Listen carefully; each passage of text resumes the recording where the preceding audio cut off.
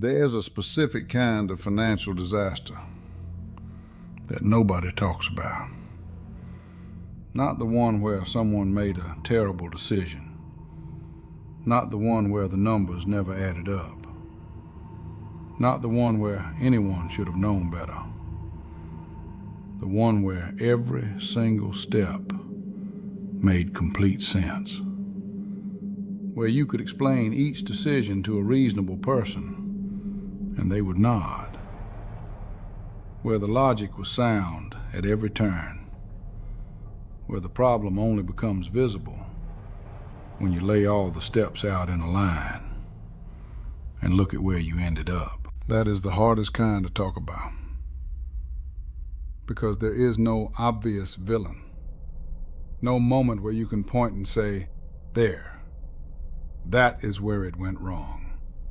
It went wrong everywhere and nowhere. And the path from sensible to broken was paved entirely with reasonable choices. Tonight, 3 people who followed the logic all the way to the end. One step at a time. Every step making complete sense.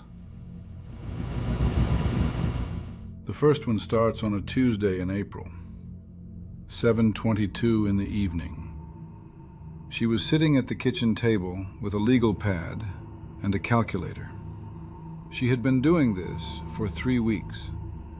The numbers kept coming out the same. Her name was Stephanie.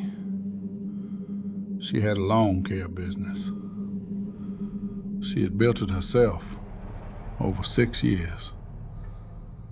14 clients in the first year. 61 by the end of year 3. A waiting list by year 5. She had 2 employees and a truck that was starting to cost more than it was worth. She needed a second truck. She needed better equipment. She needed a loan. The loan made sense. $40,000. Business loan. 6.8% over 5 years. $790 a month. She was clearing $8,200 a month after expenses. The payment was less than 10% of revenue. Every business finance article she had ever read said that was healthy. She remembers the Tuesday in April very clearly. 7:22 in the evening. The kids were in bed. The house was quiet. She had made tea she hadn't drunk. The mug was cold on the table next to the legal pad. 3 columns: revenue, fixed costs, debt service. She had run the numbers 14 times. They came out the same every time. She remembers thinking, this is what building something looks like. This is the moment before the next level. She signed. She folded the document and put it in the folder labeled business. She went to bed. She slept well that night. That was step 1. She signed. She folded the document and put it in the folder labeled business. She went to bed. She slept well that night. That was step 1. Step 2 happened 14 months later. A client asked if she could maintain a larger property, commercial account. It would require a ride-on mower. A good one cost $12,000. She could finance it through the equipment supplier, $380 a month over 36 months. The commercial account would bring in $2,400 a month. She would net $2,020 a month after the payment. The logic was clean. She signed. That was step 2. Step 3 happened 8 months after that. Her parents retired to Florida. They had a lake house in Tennessee they no longer used. They offered to sell it to her at family price, $180,000. She could use it personally and rent it out 40 weeks a year at $1,800 a week. $72,000 a year in rental income. After expenses and the mortgage payment of $940 a month, she would net approximately $58,000 a year. It was an asset that paid for itself. The logic was clean. She signed. That was step 3. She didn't know yet that the next 26 months would add 2 more folders, both of them labeled the same way, both of them signed for the same reason. Because the logic was clean. 6 months later, the commercial client canceled. Budget cuts. Nothing personal. The ride-on mower was still $380 a month. The lake house had 4 bookings that summer instead of the projected 14. A pipe burst in October.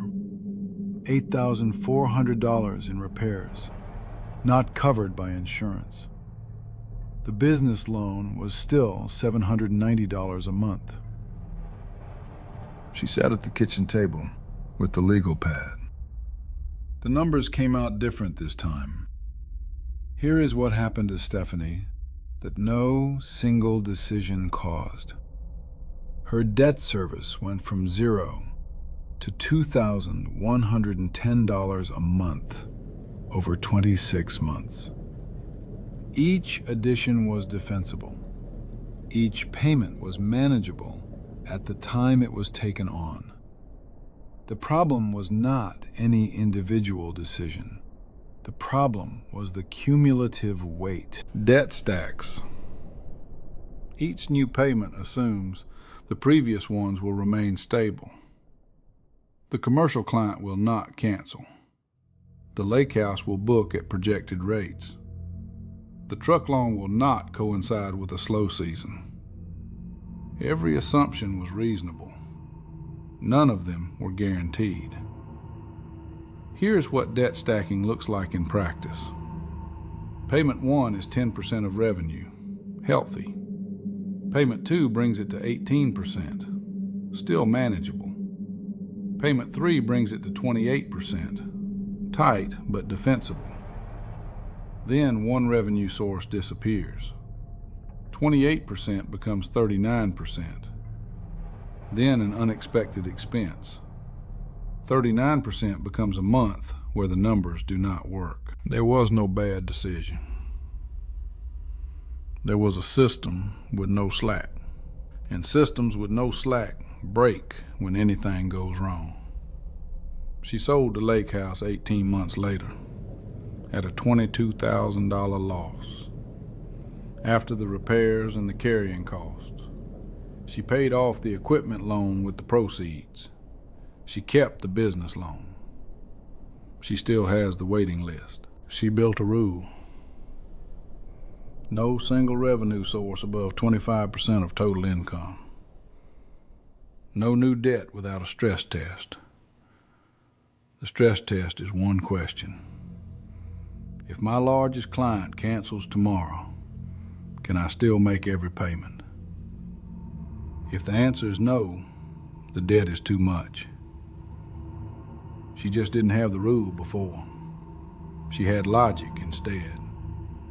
Logic said each step made sense. The rule asks, what happens if one step disappears? The second story is quieter. No debt. No bad decisions. Just a number sitting in an account. $750,000. Roger had built a distribution company over 22 years. He sold it in March. He was 63. It was a Tuesday in March, 10:47 in the morning. The wire transfer confirmation arrived by email. He printed it out. He put it on the kitchen table. He and his wife looked at it for a while. Then she went to make coffee. He sat there. The number was $750,000. After taxes. After the broker fees. After everything. He had always imagined he would know what to do with it. He had been planning this for 22 years. He just hadn't planned past the number. He had printed it on plain paper. The number looked smaller on plain paper than it had on the screen. He thought that was strange.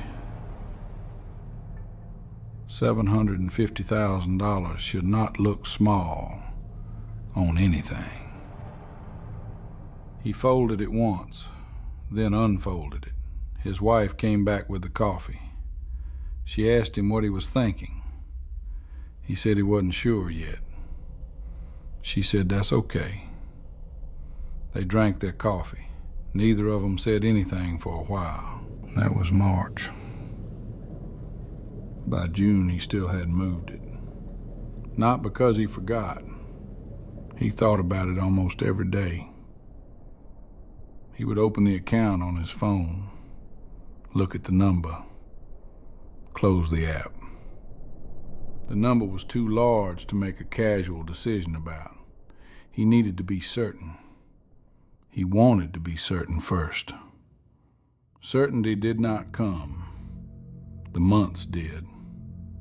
The first month, he didn't move it because he wanted to talk to a financial advisor first. That was sensible.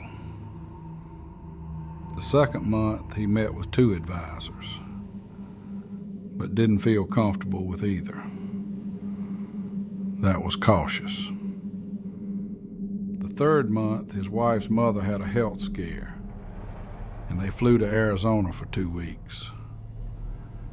That was life. The fourth month, he started researching on his own.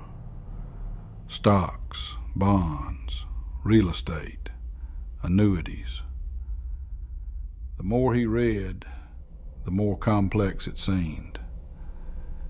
He decided to wait until he understood it better.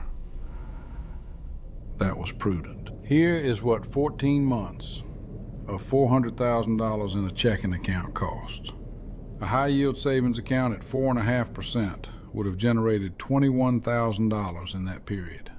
An index fund at the market average would have generated approximately $46,000. He earned $560. The difference between $560 and $21,000 is $20,440. The difference between $560 and $46,000 is $45,440. That is not a calculation about greed. That is a calculation about what paralysis costs when the number is large enough. He did not make a bad decision. He made no decision. And in finance, no decision is always a decision. It is the decision to let inflation and inertia manage your money for you. Roger is not in trouble. He has $750,000. He will be fine. But the 14 months cost him real money, real options, real compounding that will never happen now because those months are gone. He moved everything in month 15. He says he wishes someone had told him that the first month was the hardest. That after the first move, the rest got easier. That the paralysis was not caution. It was just the feeling of the number being too large to touch. The number is not too large to touch. It is too large to leave where it is. He has a different word for what he was doing. He does not call it careful anymore. He calls it afraid. The third story has no single protagonist. It is a couple. They bought their house in 2009, $280,000, 30-year mortgage, 6.2%, $1,710 a month. 3 times in 15 years, they had a very good reason to sign again. The first refinance felt like winning. 2012. Rates dropped. The advisor suggested refinancing. 4.1%. New payment, $1,340 a month. They saved $370 a month. The logic was clean. She remembers calling her mother to tell her. Her mother said, "That's smart. That's what you're supposed to do." They went out for dinner that night. A nice place. $180 for 2. She remembers thinking they could afford it now. They had $370 more a month. They signed. 30-year clock restarted. The second refinance felt like relief. 2016. $18,000 in credit card debt. Rates on the cards were 22%. Their advisor suggested a cash-out refinance. Roll the debt into the mortgage. 3.8%. New payment, $1,480 a month. $18,000 of high-interest debt eliminated. The logic was clean. She remembers the night they signed. They ordered pizza. They watched a movie. She remembers thinking they had figured something out. They signed. 30-year clock restarted. The third refinance felt routine. 2019. The kitchen needed doing. $45,000. Their advisor suggested a cash-out refinance. 3.1%. New payment, $1,620 a month. Beautiful kitchen. The logic was clean. She signed without reading the amortization schedule. She didn't know what an amortization schedule was. After they signed, 30-year clock restarted. It is now 2024. They have owned their home for 15 years. Their remaining mortgage term, 30 years. 15 years of payments. Going backwards. She knows now. She looked at it for the first time last year. She sat with it for a long time. The way you sit when something small turns out to be enormous. She called her mother. She didn't know what to say. Her mother asked if everything was okay. She said yes. She didn't know how to explain that everything was fine and also nothing was what she thought it was. Here's what 3 refinances over 15 years actually cost. In 2009, they owed $280,000 with 30 years remaining. In 2024, they owe $310,000 with 30 years remaining. Each refinance had a logical reason: lower rate, debt consolidation, home improvement. Each one made sense on the day they signed. Each one restarted the amortization clock. Because mortgages are front-loaded with interest, the early years of each new loan were almost entirely interest. Every time they signed, they went back to the beginning. They will be paying for this house until they are in their 70s. Not because they did anything wrong, because each step made complete sense. 3 people. 3 maps that were right. 3 destinations nobody saw coming. Stephanie built something real and stacked it until it had no room to flex. Roger built something real and then couldn't move because the number was too large to feel real. The couple built equity and spent it 3 times on things that were worth having. The problem in all 3 cases was not the decision. It was the absence of a second question. The first question is always, is this decision reasonable? The second question is almost never asked.